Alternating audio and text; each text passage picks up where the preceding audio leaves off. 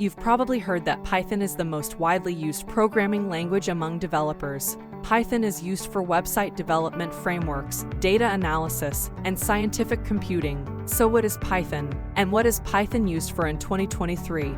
Python is a high-level, general-purpose programming language with an elegant syntax that enables programmers to concentrate more on problem-solving and less on syntax mistakes. It's arguably the most popular language in the world because it's simple to learn and suitable for serious projects. It was created by Guido van Rossum and was released in 1991. Ideally, Python covers a wide range of applications running under it. It is one of the proof of its commonness and why it is currently becoming trendy. The following are some of the common renowned brands running under Python. Facebook.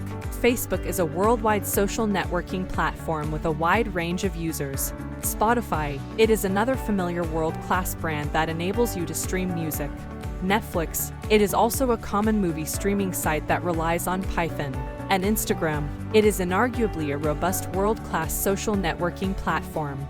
So let's look at the factors that will make Python popular in 2023 and beyond. It is simple to learn and easy to use. Python is one of the most approachable programming languages because its syntax is simple and streamlined.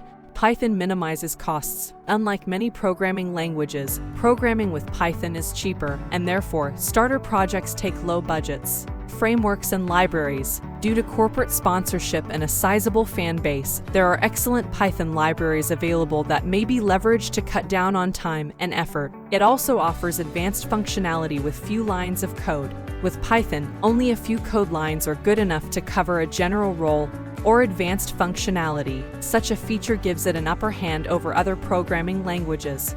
Concluding this video, Python is a prominent programming language. Each Python framework has its unique set of characteristics and functionalities. It is up to the Python developers to adapt their coding methods and preferences to a given framework.